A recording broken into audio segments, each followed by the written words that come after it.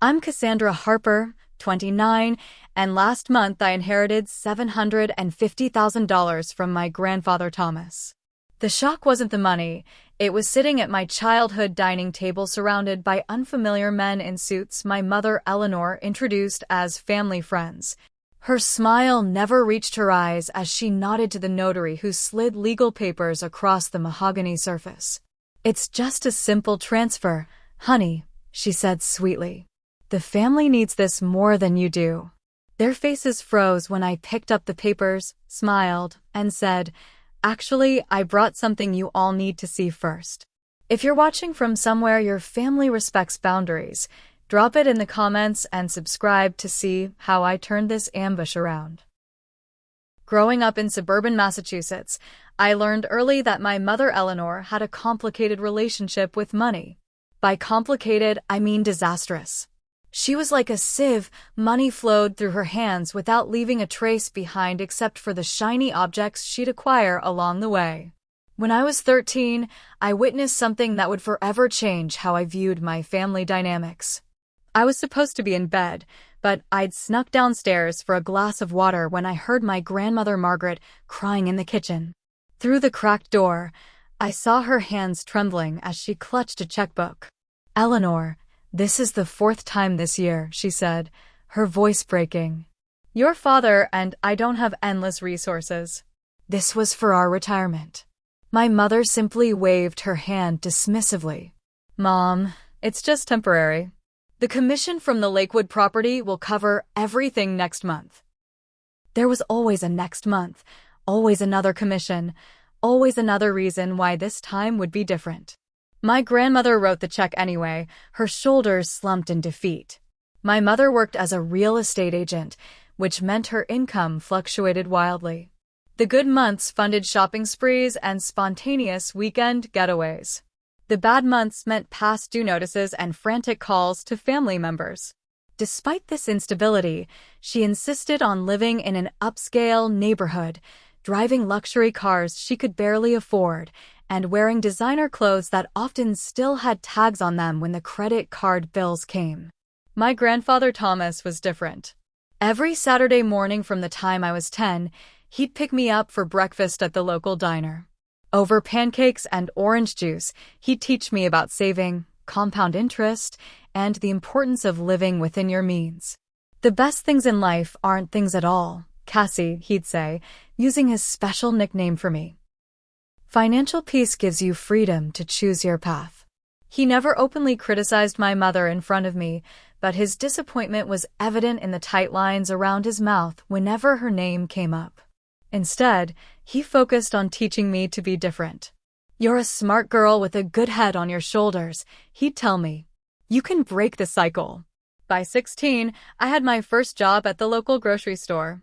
Grandfather helped me open a savings account, and I watched with pride as my balance slowly grew.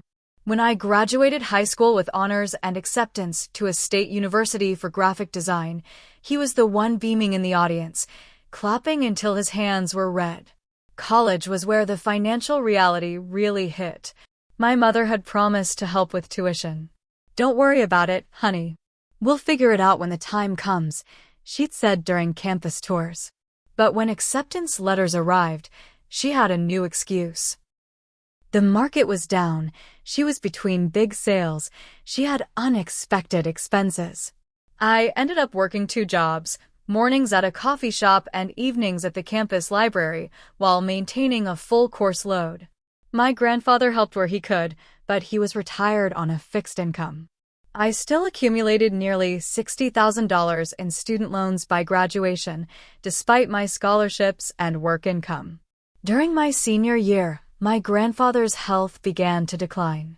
Congestive heart failure, the doctors said.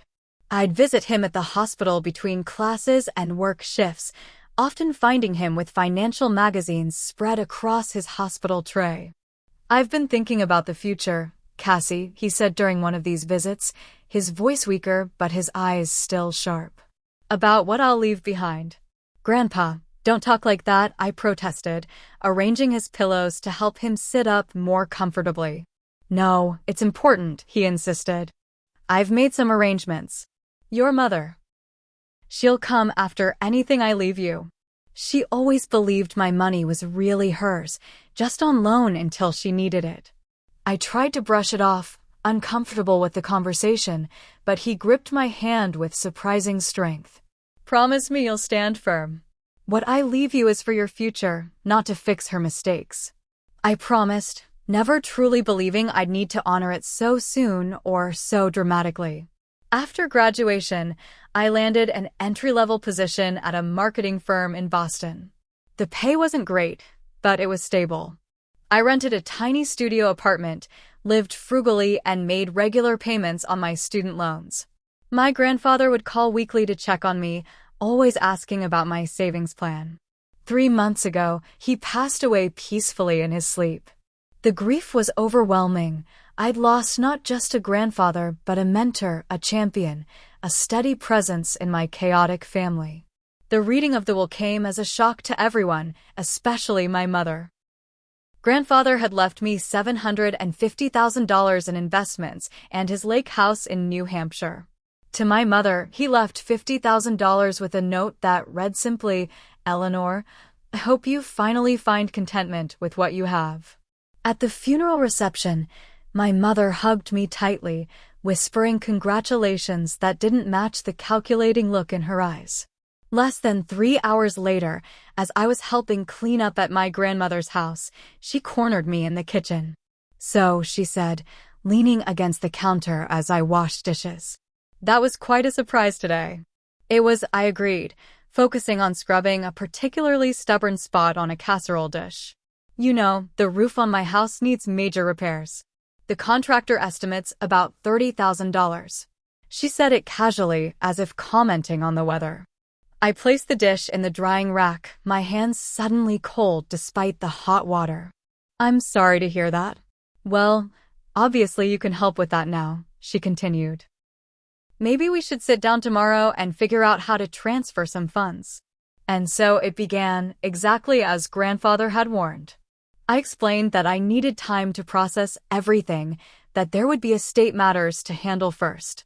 But in my heart, I knew exactly what I planned to do with my inheritance: pay off my student loans, invest in a small condo instead of renting, and perhaps finally start the freelance graphic design business I'd been dreaming about.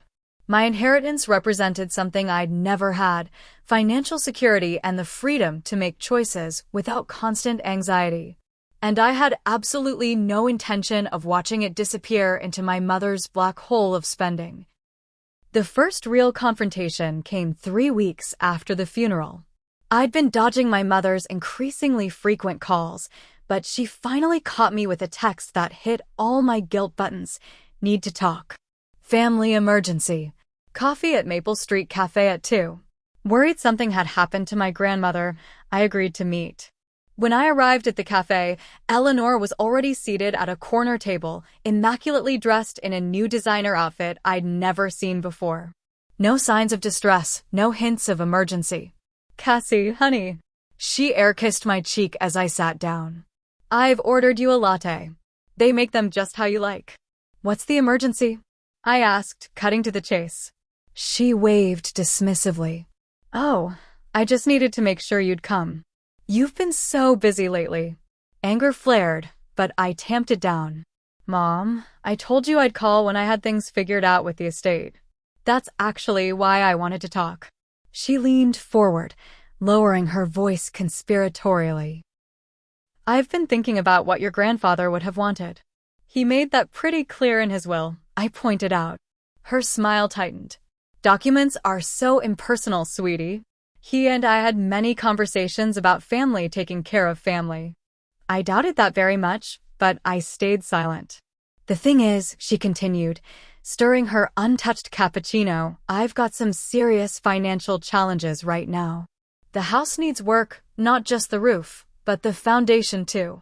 And property taxes are due next month." I'd spent the previous evening on social media, where my mother had posted photos of her brand new Lexus with the caption, "Treating myself. Life's too short to drive boring cars." The timestamp showed she'd purchased it just days after the will reading. "What happened to your commission from the Westfield property?" I asked. "You said it was your biggest sale of the year." She blinked rapidly. Well, there were expenses. And I needed reliable transportation for showing houses. A $65,000 car was necessary for that? Her expression hardened. I work in luxury real estate, Cassandra. Image matters. Mom, I saw your vacation posts too. Booking a Mediterranean cruise doesn't scream financial emergency. That's different, she snapped. It's a business investment. Networking with high-end clients. I took a deep breath. I'm not giving you the money. Excuse me. Her voice rose enough that nearby patrons glanced over. The inheritance is already allocated. I'm paying off my student loans, investing in a small property, and saving the rest. After all I've done for you? Her eyes widened in disbelief. I raised you alone after your father left. Dad sends child support until I was 18, I corrected quietly. And you used it for your own expenses most of the time. How dare you? She slammed her hand on the table, making the cups rattle. I sacrificed everything for you. I worked 60-hour weeks to keep a roof over our heads. A roof we almost lost 3 times because you couldn't make the mortgage payments, I said, memories of foreclosure notices and midnight arguments flooding back. So this is how you repay me? By becoming a selfish, entitled little princess. Her voice had reached a pitch that guaranteed everyone in the cafe was listening now. That money should have been mine. I'm his daughter. And he chose to leave it to me, I said firmly. I'm honoring his wishes. She stood abruptly, grabbing her designer purse. Your grandfather would be ashamed of you. Family takes care of family, Cassandra. That's exactly what I'm doing, I replied. Taking care of my future so I never have to depend on family the way you've exploited them. She stormed out, leaving me with 2 untouched coffees and a cafe full of curious onlookers. I felt shaky but oddly relieved. The confrontation I dreaded was over, and I'd held my ground. Or so I thought. The next day, the calls began. First from Uncle Frank, my mother's older brother. Cassie, you need to reconsider this, he said, his normally jovial voice stern. Your mother is really struggling. It's not right for you to have all that money while she's in need. When I explained about the new car and vacation, he paused. Well, I'm sure there's an explanation. Look, just help her with the roof at least. 20 or 30,000 won't hurt your inheritance. Then came Aunt Patricia's texts, masterpieces of passive aggression.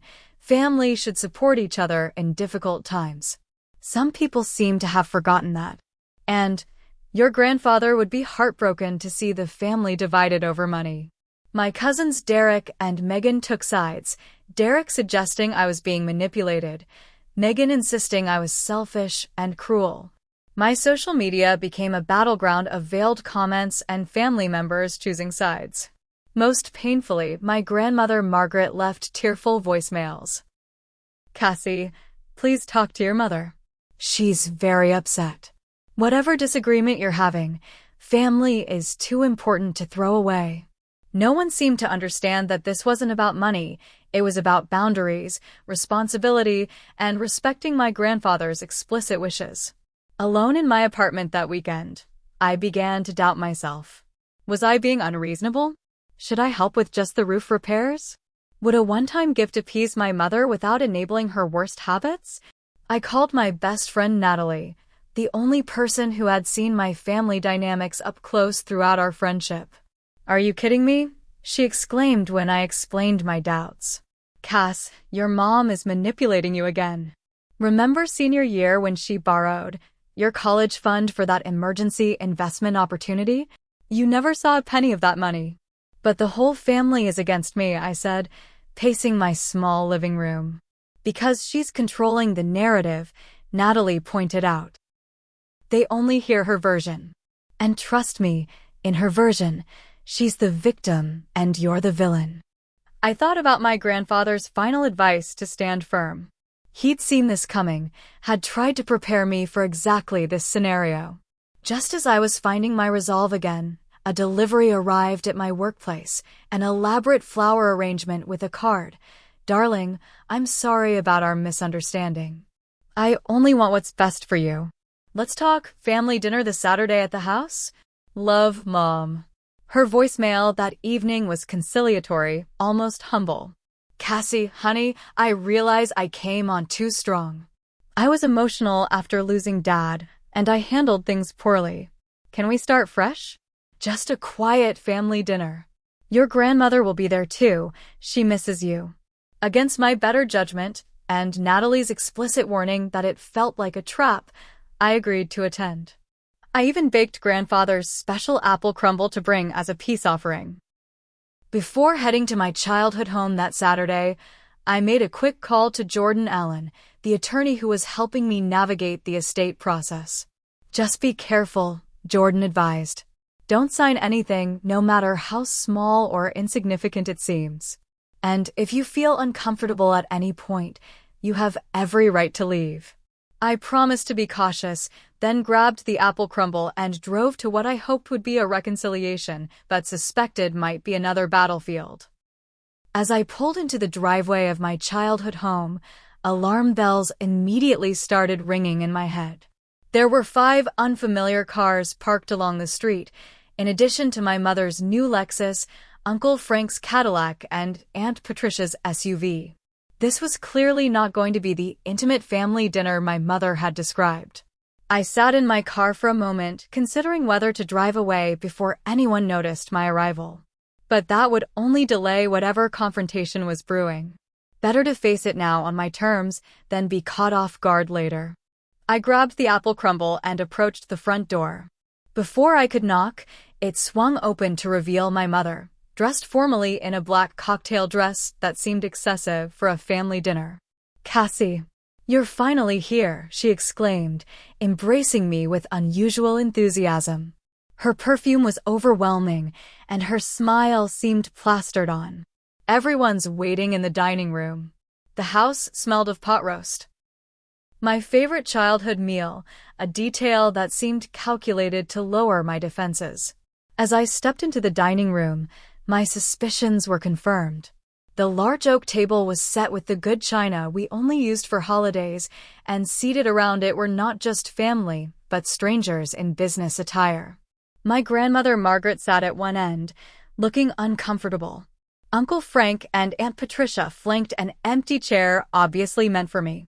3 men in suits I'd never seen before occupied the other side of the table.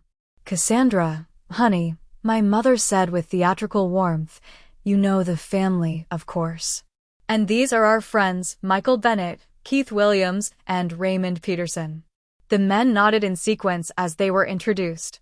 Michael, a silver-haired man with sharp eyes, stood to shake my hand. Miss Harper, pleasure to meet you. I've heard so much about you. Funny, I've heard nothing about you, I replied, setting down the apple crumble.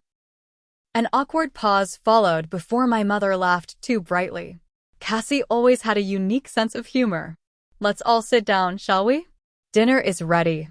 As plates of food were passed around, the conversation remained superficially pleasant, questions about my job, comments on the weather, compliments on how lovely I looked. It was all so forced, so artificial, that I barely touched my pot roast despite it being perfectly prepared. After dinner, as my mother brought coffee to the table, Uncle Frank cleared his throat and launched into what was clearly a rehearsed speech. Cassie, we're all here tonight because we care about you and the future of this family, he began, folding his hands on the table. Recent events have put us in a difficult position, and we feel it's time for a frank discussion about responsibilities and expectations. My mother picked up seamlessly where he left off. Darling, while Dad had every right to allocate his assets as he saw fit, we're concerned about your inexperience in handling such a significant sum. I'm 29 years old with a college degree and a career, I pointed out. I'm hardly a child. Of course not, interjected Michael Bennett smoothly. But estate management requires specialized knowledge. I've been the family's financial advisor for years, and I've seen how even sophisticated investors can make costly mistakes. That was the first lie. My grandfather had managed his own investments meticulously and had never mentioned a financial advisor named Michael Bennett. Raymond Peterson, the youngest of the three men, opened a leather portfolio. "We've prepared some documents that would protect both you and the family's interests." "What kind of documents?" I asked, my voice steady despite my racing heart. "Just a simple transfer of assets into a family trust," my mother explained casually. "You'd still benefit from the inheritance, but experienced hands would manage it appropriately." Keith Williams, who I now realized was a notary based on the stamp visible in his briefcase, nodded encouragingly. "It's quite standard in situations like this." "And who would control this trust?" I asked, already knowing the answer. "Well, I would be the primary trustee," my mother said, with Frank as the secondary. "It's the most sensible arrangement." Aunt Patricia reached across the table to squeeze my hand. "Cassie, we're family. All we want is what's best for everyone. Your grandfather wouldn't want his legacy to tear us apart." Uncle Frank nodded solemnly. "The stress of managing all this is clearly affecting you. You look exhausted, kid. Let us help carry this burden." One by one, they took turns applying pressure, subtle guilt trips, appeals to family loyalty, reminders of all my mother had supposedly sacrificed for me. My grandmother mostly stayed quiet, occasionally dabbing at her eyes with a handkerchief when someone mentioned my grandfather. Finally, Raymond slid a thick document across the table. "If you'll just review and sign these papers, we can put this unfortunate tension behind us and move forward as a family." I glanced at the first page, immediately spotting phrases like revocable transfer of assets and trustees' sole discretion regarding distributions. Further down, more alarming language caught my eye. Grantor acknowledges potential lack of financial capacity and recognizes the need for supervision in financial matters. They weren't just trying to take control of my inheritance. They were attempting to establish that I was mentally unfit to manage my own affairs. My hands began to shake, not from fear but from anger. My pulse pounded in my ears, and I felt a cold sweat break out across my forehead. The room seemed to close in around me as I realized the full extent of their manipulation. "I need to use the restroom," I managed to say, standing abruptly. "I'd like a few minutes to process everything." My mother nodded magnanimously. "Of course, darling. Take all the time you need." As I locked the bathroom door behind me, I leaned against the sink and took several deep breaths. My grandfather's voice seemed to echo in my head. "They'll come after anything I leave you. Stand firm." I pulled out my phone and texted Jordan a quick summary of the situation. Her response was immediate and unequivocal. "Do not sign anything. Those clauses about lack of financial capacity could be used to challenge your competence in court. They're setting you up." A second text followed. "Is MA a one-party consent state for recording?" It was Massachusetts law allowed recording conversations if one party, me, consented. With newfound clarity, I activated my phone's recording app, splashed some cold water on my face, and prepared to return to the dining room. This wasn't just about money anymore. It was about standing up to years of manipulation and establishing once and for all that I wouldn't be controlled. I returned to the table with a deliberate calmness, taking my seat and reaching for my water glass. "I'd like some time to review these documents thoroughly before signing," I said, my voice steadier than I expected. "Of course," Michael Bennett replied, though his smile tightened. "Though everything is standard. We could walk you through any questions now." I took a sip of water and pretended to skim the documents again, buying time. "I noticed there's language here about my lack of financial capacity. Could you explain what that means exactly?" A flicker of discomfort passed between my mother and the attorney. "Just legal terminology," Bennett said dismissively. "Nothing to be concerned about. And this section about the trustee having sole discretion over distributions, that would mean my mother decides if and when I receive any money from my own inheritance, correct?" Uncle Frank leaned forward. "Cassie, you're getting caught up in legal jargon. The bottom line is this protects the family legacy." "You mean it gives my mother control of my grandfather's money," I corrected. "The money he specifically left to me, not to her." My mother's artificial smile was fading. Cassandra, you're being difficult. We're trying to help you. I set the document down and looked around the table, making eye contact with each family member. They all expected me to capitulate, to be the compliant daughter I'd always been. The tension was palpable as I reached for my purse. The moment they thought I was retrieving a pen, my mother's face broke into a triumphant smile. Instead, I pulled out my phone and placed it on the table. Actually, I said with a calm I didn't entirely feel, I'd like to conference in someone to help me understand these documents better. The atmosphere in the dining room shifted instantly. My mother's triumphant smile faltered, and Michael Bennett straightened his tie nervously. That's not necessary, my mother said quickly. We have all the expertise we need right here. I ignored her, dialing Jordan's number and putting it on speaker. Jordan, I've got you on speakerphone. I'm here with my family and some gentlemen who've presented legal documents for me to sign. Jordan's clear, professional voice filled the room. Good evening, everyone. This is Jordan Allen, Ms. Harper's attorney. I understand you're proposing a transfer of assets into a family trust. The silence that followed was deafening. Uncle Frank's face flushed red, while Aunt Patricia suddenly became very interested in her coffee cup. The three men in suits exchanged alarmed glances. You brought a lawyer into this? My mother hissed, her facade of maternal concern evaporating. This is a family matter. A family matter involving legal documents declaring me financially incompetent, I replied evenly. That makes it a legal matter too. Jordan continued, her voice calm but authoritative. I've reviewed the text Ms. Harper sent me. Any document suggesting lack of financial capacity without proper evaluation by independent medical and financial professionals could potentially constitute fraud. I strongly advise against signing anything tonight. Michael Bennett recovered first, switching to damage control. We certainly didn't intend to suggest any impropriety. Perhaps we should reschedule when everyone has proper representation. Or, I said, reaching into my purse again, we could discuss why these documents were prepared in the first place. This time, I pulled out a folder, one I'd assembled over the past few weeks as a contingency plan, hoping I'd never need to use it. Inside was documented evidence of my mother's financial mismanagement spanning 2 decades. I think it's time for some transparency, I said, opening the folder. Since we're all concerned about financial capacity, let's talk about who really shouldn't be managing money. My mother's face drained of color. What is that? This, I said, laying out the first document, is a copy of your bankruptcy filing from 5 years ago. The one you told the family was just a small financial restructuring.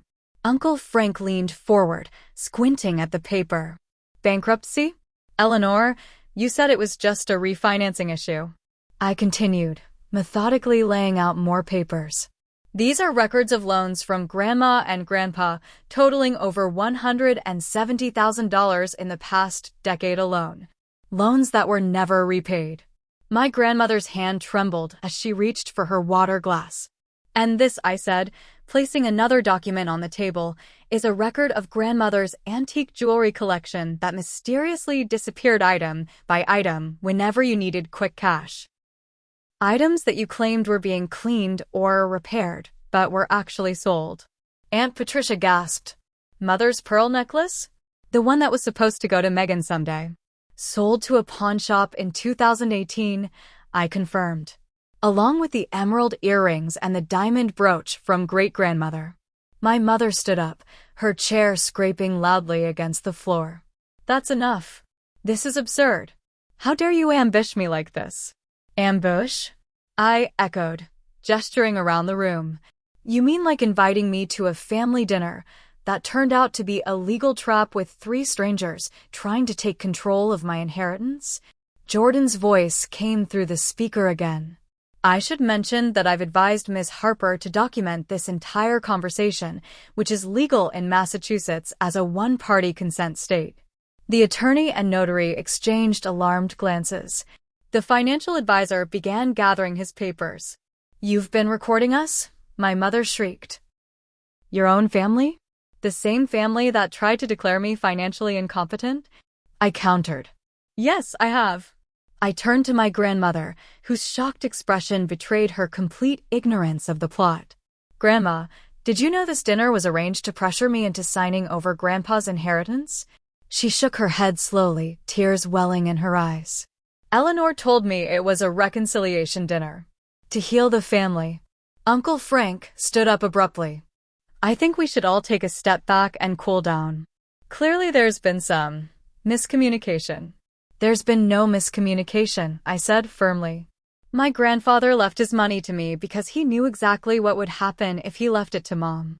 The same thing that's happened to every dollar that's ever passed through her hands. It would disappear into luxury cars, designer clothes, and vacations she can't afford. You ungrateful little, my mother began, but Aunt Patricia cut her off. Eleanor, is it true about Mom's jewelry? She demanded. Did you really sell the family heirlooms? As the family's attention turned to my mother, the three professionals began a quiet retreat. Michael Bennett mumbled something about family matters to resolve as they gathered their papers and edged toward the door.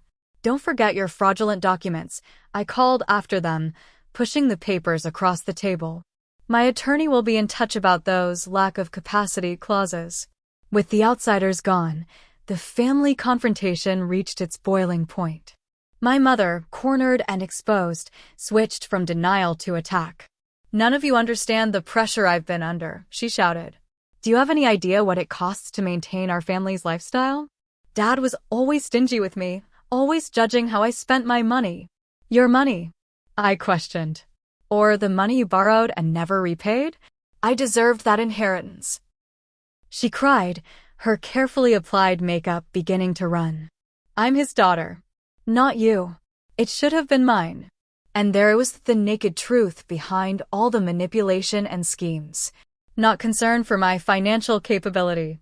Not worry about family legacy. Simple entitlement and greed. Mom, I said, my voice softer now, Grandpa left you $50,000.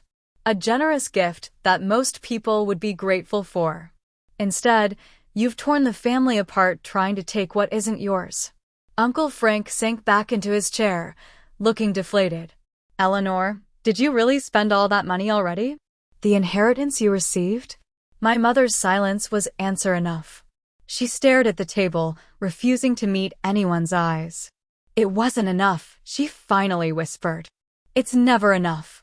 In that moment, I saw my mother clearly, perhaps for the first time.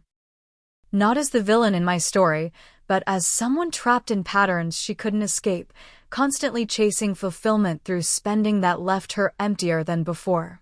But clarity didn't mean capitulation. I gathered my documents back into the folder.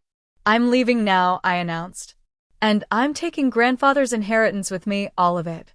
It's not because I don't love this family, but because I respect his wishes and the lessons he tried to teach all of us. I turned to my grandmother and hugged her gently.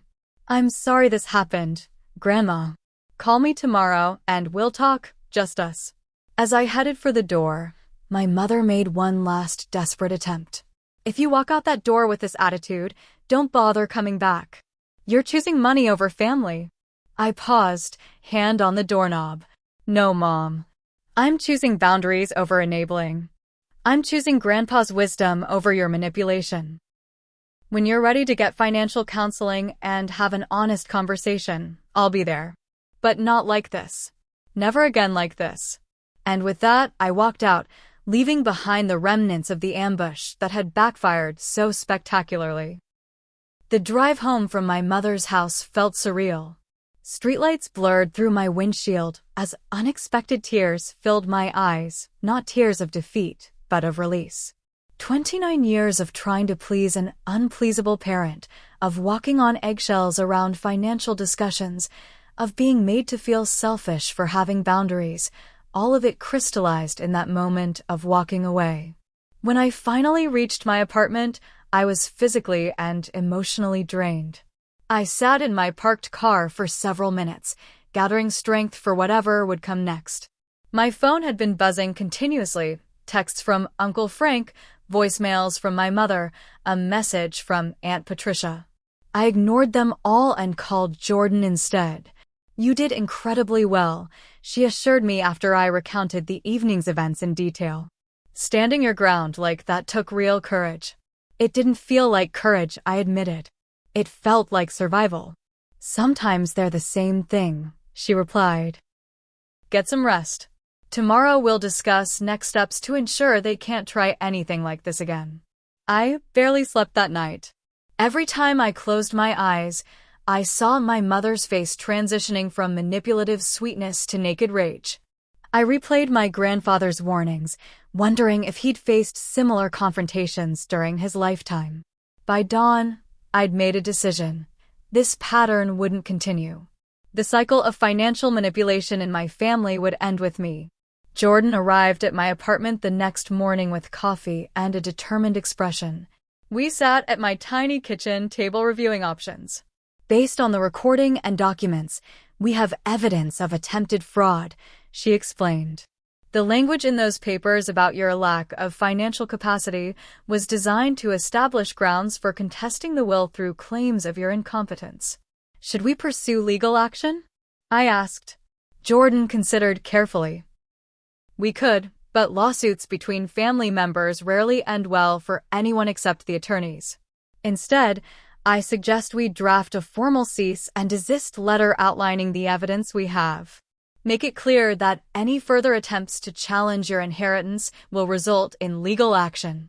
And if they ignore it, then we involve the court system," she said firmly. "But let's try this first. Sometimes clear boundaries are enough to stop bad behavior."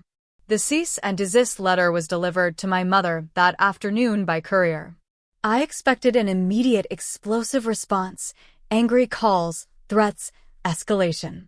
Instead, silence descended for 3 full days. The quiet was more unnerving than confrontation would have been. On the 4th day, Uncle Frank called. His voice sounded tired, resigned. "Cassie, I owe you an apology," he began, surprising me completely. "I didn't know the full story about your mother's financial history, or about the jewelry." "Did she admit to selling Grandma's heirlooms?" I asked. "Not in so many words," he sighed. "But your grandmother found pawn receipts in Eleanor's desk while looking for an address book. It's been difficult around here." "I'm sorry for that," I said, genuinely meaning it. "But I'm not sorry for protecting myself." "I understand that now," he replied. "Your grandfather was right about you. You're stronger than all of us when it comes to standing your ground." After we hung up, I received an email from Raymond Peterson, the financial advisor who'd been part of the ambush. The message was brief but revealing. He was terminating his professional relationship with my mother due to ethical concerns and potential liability issues. Attached was a copy of communication showing my mother had approached him just days after the funeral, claiming I was financially irresponsible and emotionally unstable following my grandfather's death. The most surprising communication came from Aunt Patricia, who requested to meet for coffee somewhere neutral. Cautiously, I agreed. We met at a quiet cafe downtown where she arrived clutching a small velvet pouch. "I found this," she said without preamble, placing it on the table between us. "At a local pawn shop. The owner remembered Eleanor selling it." Inside was my grandmother's diamond brooch, the Victorian piece passed down through 5 generations of women in our family. "How did you?" I began. "I paid to redeem it," she said simply. "It wasn't cheap, but it belongs with the family. With Grandma, not in some showcase waiting to be sold to strangers." Her eyes met mine directly. "I didn't know, Cassie, about any of it. The bankruptcy, the loans, the jewelry. Eleanor always presented herself as the successful one, the one who had it all together. I believed her." "We all did," I acknowledged. "That's how manipulation works." Patricia nodded slowly. "Your grandfather knew. He tried to tell us in his own way, but we thought he was just being stingy or controlling. Now I understand he was trying to protect the family assets from being absorbed." "What happens now?" I asked. That depends on Eleanor, she replied. She's not speaking to anyone right now. Locked herself in her house, won't answer calls. Frank drove by yesterday and saw a moving truck, but we don't know what that means. Later that day, my grandmother called, her voice small and shaky. Cassandra, dear, I'd like to see you if you're willing. I drove to her house immediately, finding her sitting in her garden surrounded by wilting summer flowers. She looked older somehow, diminished by recent events. I failed you, she said as I sat beside her. I failed all of us by enabling your mother for so long. You loved her, I said simply. We all did what we thought was right at the time. She took my hand, her papery skin cool against mine despite the summer heat. Thomas saw it clearly. He tried to protect us from ourselves. A tear slipped down her cheek. The jewelry, it was meant for you girls, for the future. Family treasures with stories attached. Aunt Patricia found the brooch, I told her. She redeemed it from the pawn shop.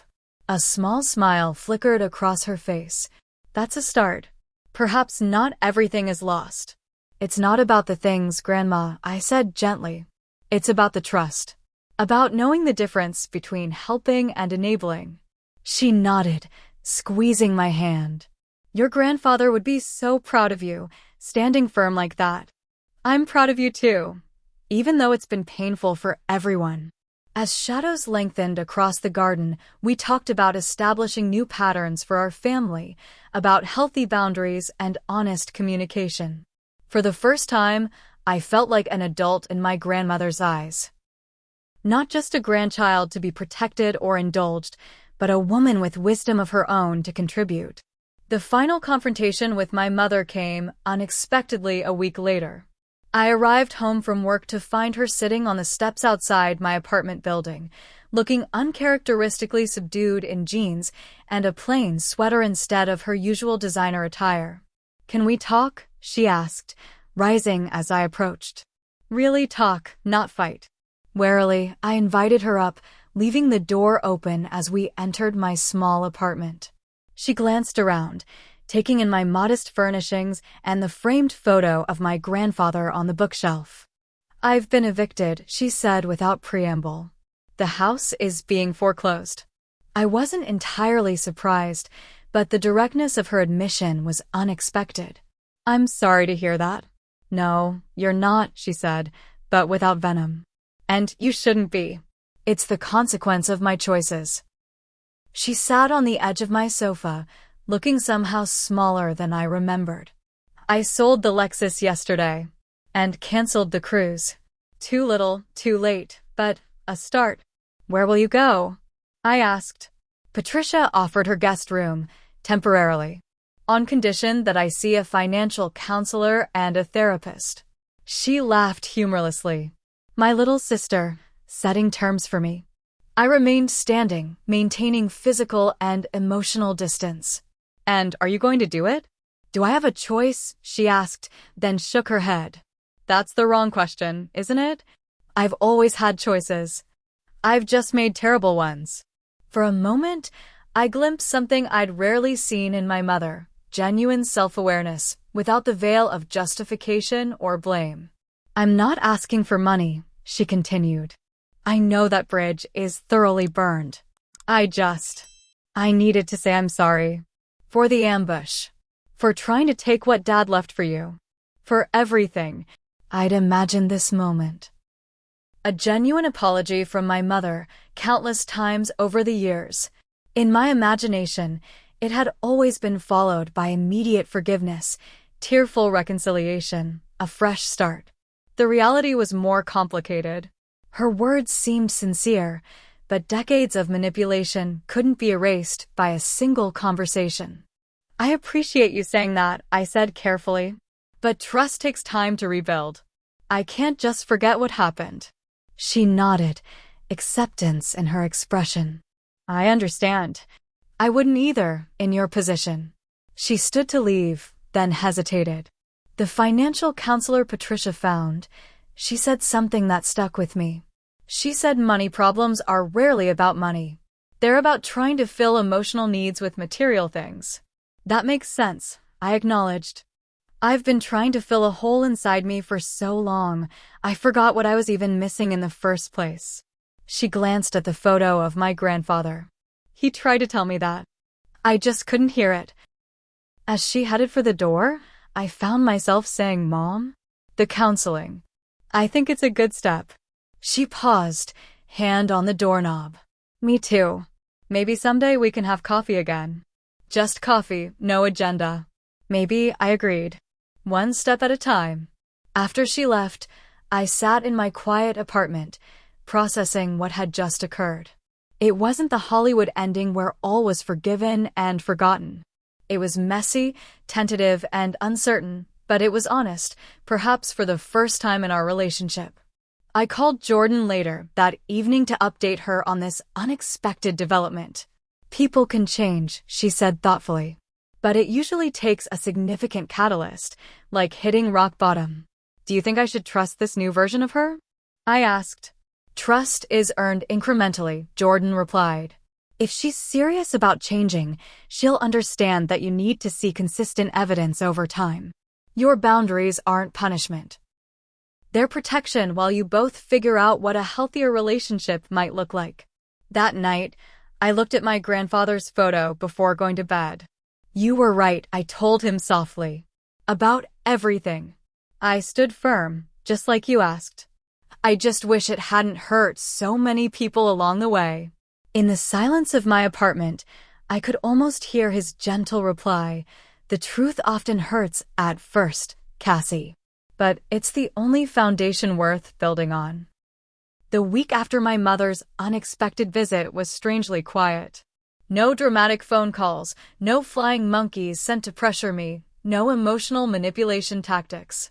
The silence felt both refreshing and unsettling, like the peculiar stillness before a storm. That Friday, I received a text from Uncle Frank.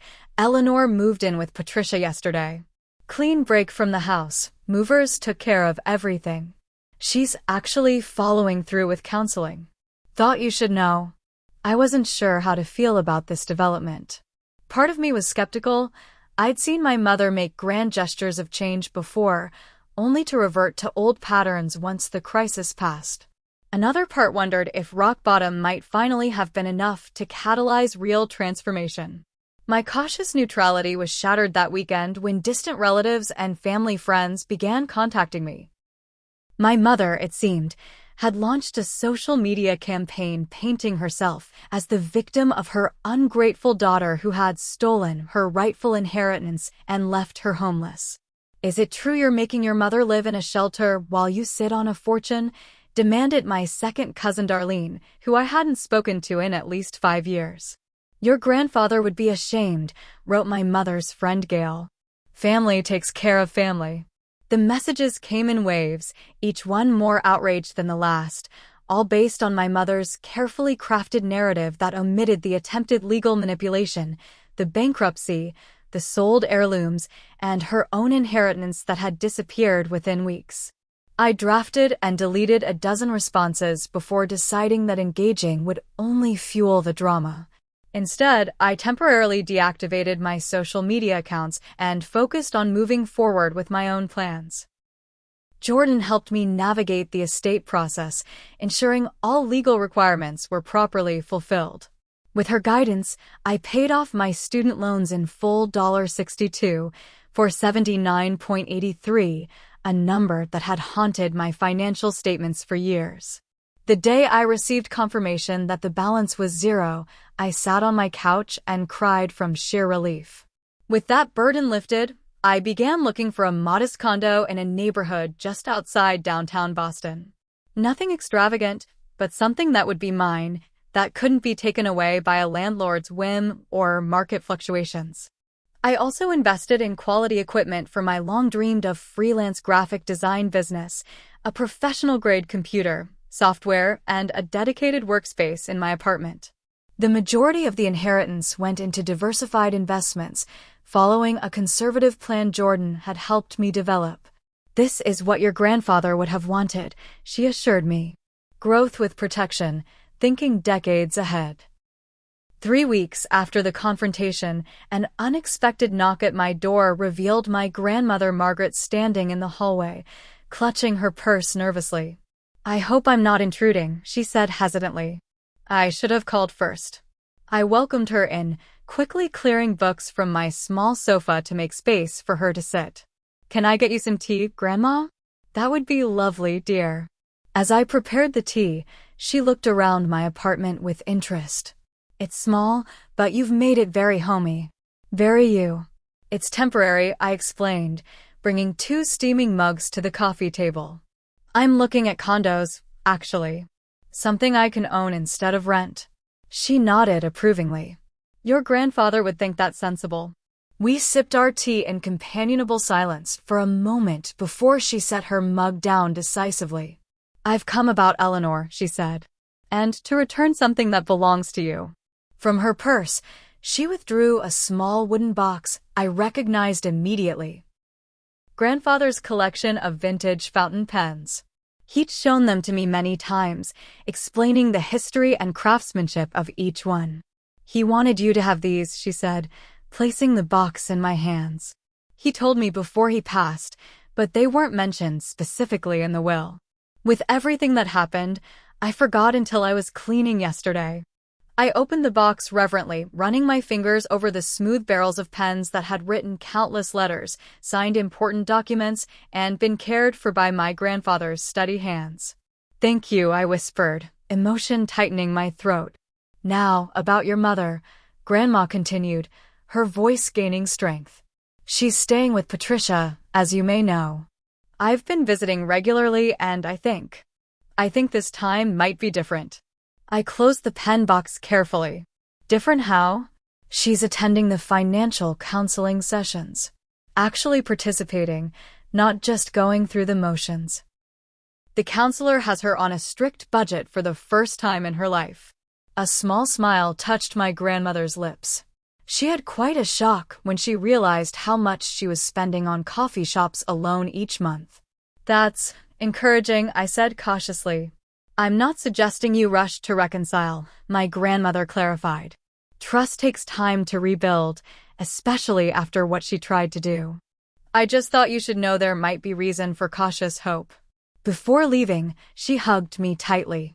"I'm proud of you, Cassandra. Standing up for yourself was brave. Many people never learn to do that, especially with family." Her visit left me contemplative. While I wasn't ready to re-establish contact with my mother, knowing she was taking concrete steps toward change felt like a weight lifting that I hadn't realized I was carrying. The following weekend, I visited the lake house for the first time since inheriting it. The small cabin sat on 3 acres of waterfront property in New Hampshire, about 2 hours from Boston. As I unlocked the door, memories flooded back. Summer weekends fishing with grandfather, autumn bonfires, winter afternoons reading by the stone fireplace while snow fell outside. The cabin was dusty but otherwise well-maintained. I spent the day opening windows, wiping down surfaces, and reconnecting with the place that had always felt more like home than any other. Sitting on the dock as sunset painted the lake in golds and purples, I felt my grandfather's presence strongly. "I'm doing it, Grandpa," I said aloud to the quiet water. "Standing firm, just like you taught me." Upon returning to Boston, I scheduled my first therapy session, something I'd been considering for years, but had always found reasons to postpone. Dr. Amelia Taylor specialized in family dynamics and financial trauma, a combination that seemed tailor-made for my situation. "Many people don't realize that money issues are rarely just about money," she explained during our first session, echoing the insight my mother had shared. "They're about security, control, self-worth, and often patterns that stretch back generations." Over the next few weeks, Dr. Taylor helped me recognize how my family's dysfunctional approach to finances had shaped my own relationship with money, my excessive frugality, anxiety about spending on myself, and tendency to equate financial support with love. "Your grandfather tried to break the pattern," she observed. "He saw what was happening and tried to give you both financial resources and the wisdom to use them well." That's a powerful legacy. Meanwhile, the practicalities of my new financial reality continued to unfold.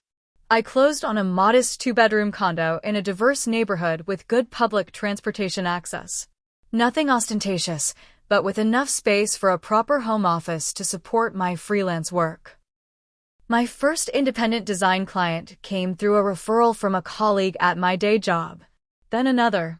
By month 3 after the inheritance, I had enough freelance work to consider reducing my full-time position to part-time. Throughout this transition period, I maintained cautious distance from my mother.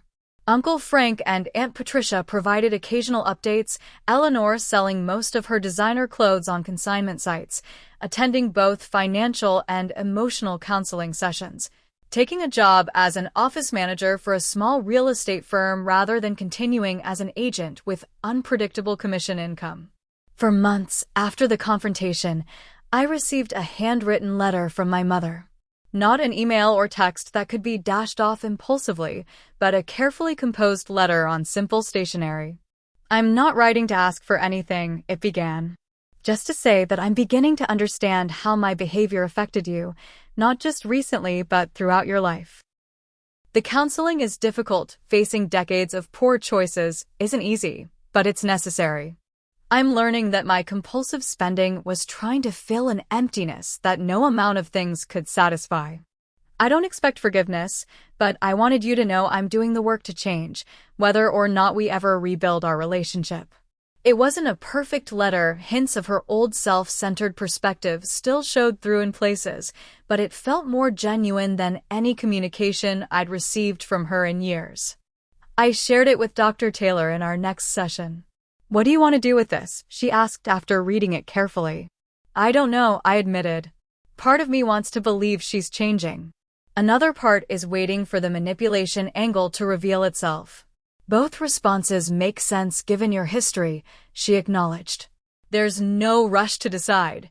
You can take time to observe her actions, which will tell you more than her words ever could." In the end, I sent a brief but cordial response, acknowledging her efforts without making promises about our future relationship. It was a small step, but an honest one.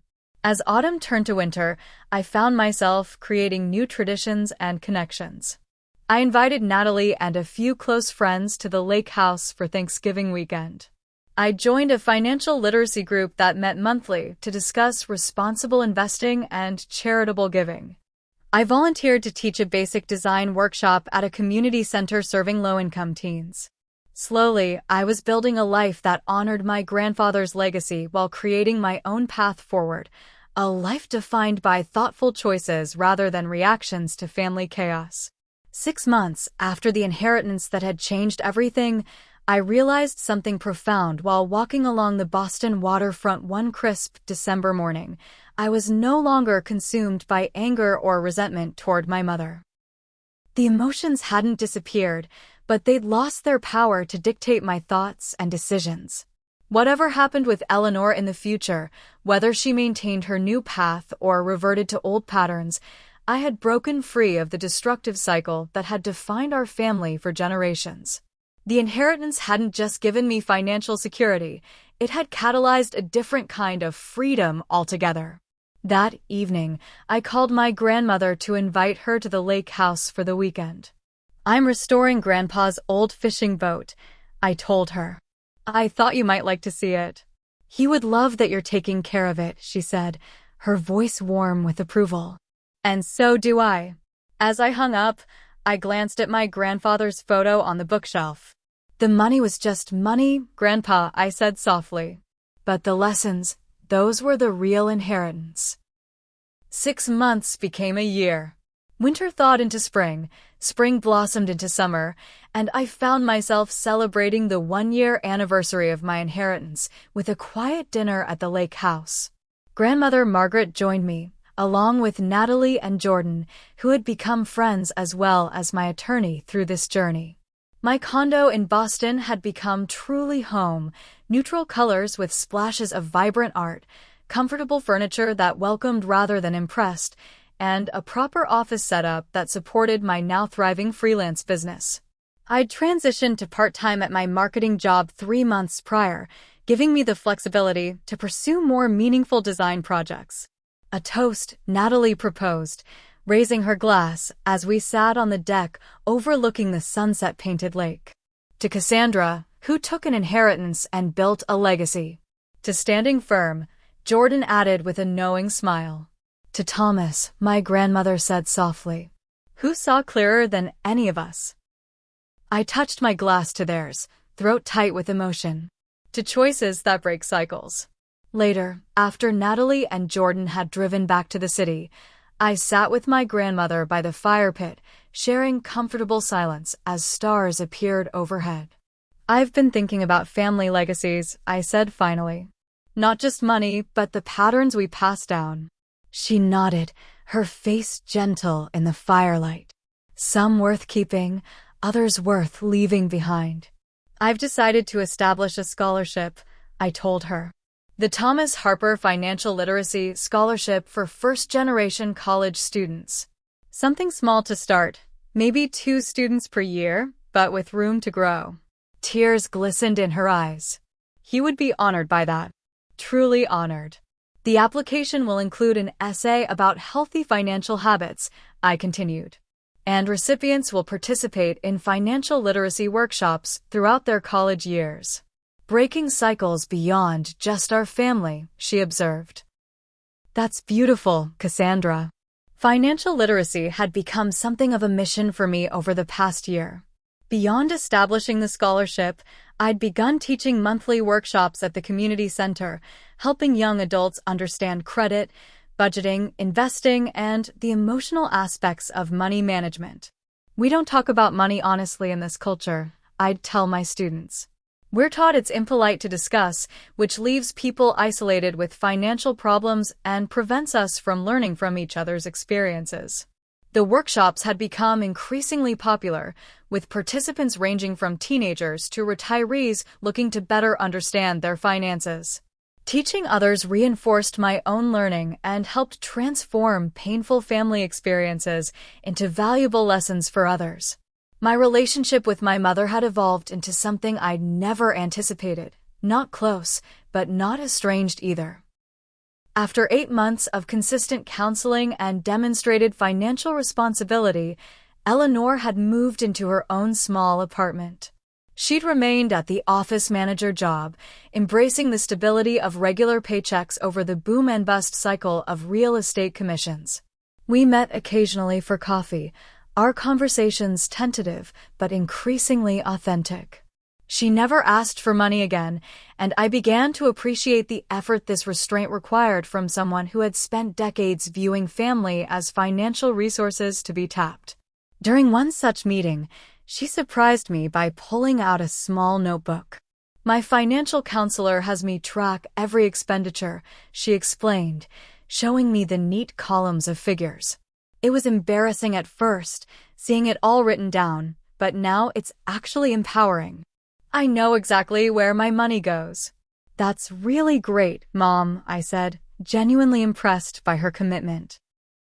I'm saving for a trip, she added with uncharacteristic shyness. Not a luxury cruise or anything extravagant. Just a weekend at a B&B in Vermont this fall. Properly budgeted, fully funded before I go. It was such a small thing by ordinary standards, but for Eleanor Harper, it represented a seismic shift in approach, planning ahead, living within means, finding joy in simple pleasures rather than status symbols. My Uncle Frank and I had also found a new understanding. After the initial confrontation, he'd apologized sincerely for his role in the ambush and had made efforts to rebuild trust through transparency and respect for my boundaries. Your grandfather tried to talk to me about Eleanor's financial issues for years, he admitted during a visit to the lake house. I dismissed him as being stingy or controlling. Now I see he was trying to protect all of us from the consequences of enabling her. Together, Frank and I had established a small trust for my grandmother Margaret, ensuring her needs would be met regardless of any future family dynamics. It was the kind of practical, forward-thinking arrangement my grandfather would have approved. Aunt Patricia had emerged as an unexpected ally throughout the year. After redeeming the family brooch from the pawn shop, she'd worked tirelessly to recover other family heirlooms that had been sold off.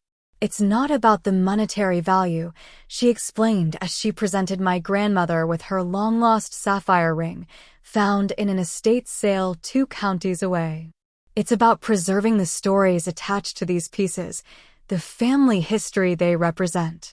The lake house itself had undergone a gentle restoration under my care. Not modernization or expansion, but a respectful refreshing of what already existed. New paint in the original colors, careful repairs to the stone fireplace, restoration of my grandfather's old wooden boat.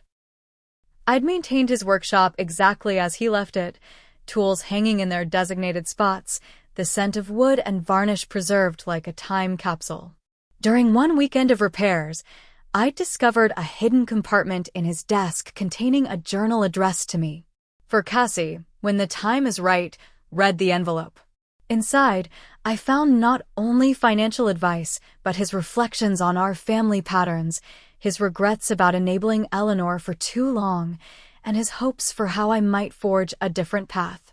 "Money itself is neutral," he'd written in his precise handwriting. "It's neither good nor evil. It simply amplifies what's already there. Generosity becomes more generous, addiction becomes more destructive, wisdom becomes more impactful. I'm leaving you this inheritance not because you need money to be complete, but because I trust you to use it as a tool for building a meaningful life rather than as a substitute for one." Those words had become something of a personal manifesto, guiding my decisions about spending, saving, investing, and giving. I'd had them framed, hanging unobtrusively in my home office as a daily reminder.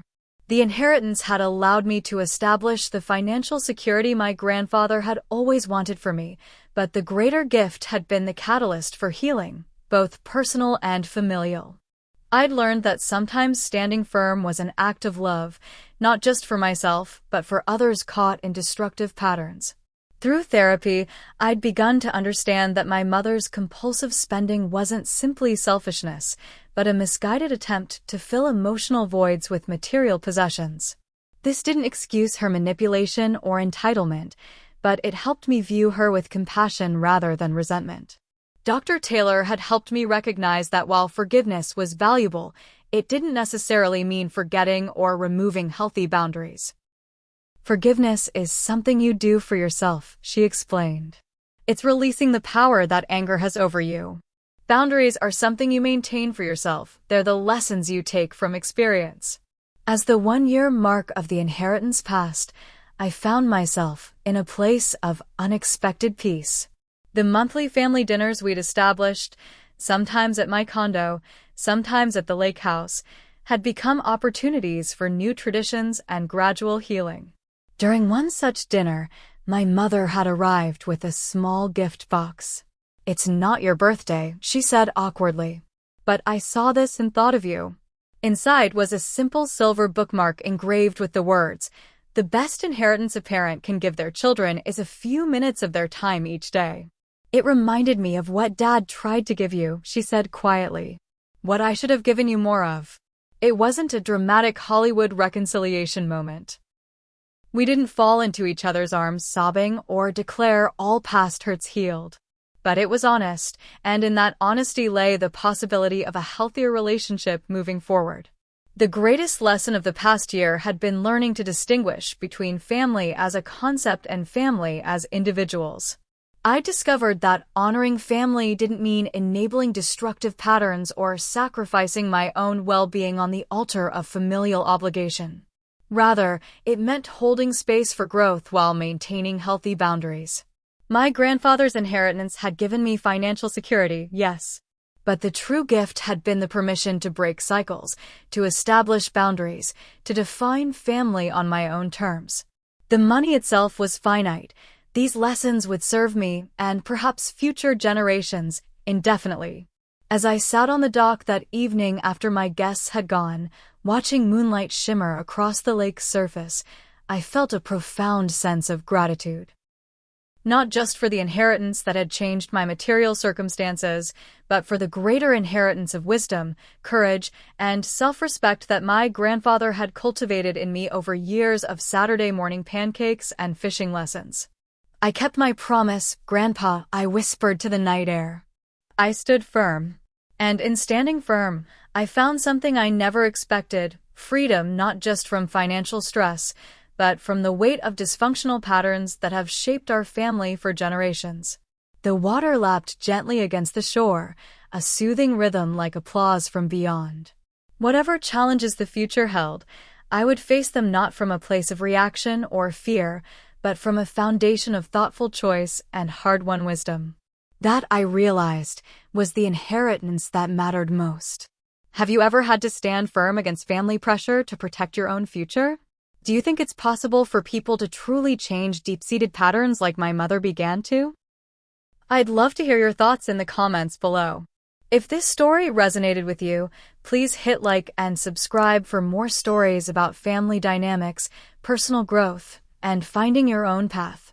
Thank you for listening to my journey, and remember that sometimes the most loving thing you can do for yourself and others is to establish clear boundaries. Take care of yourselves, and I'll see you in the next video.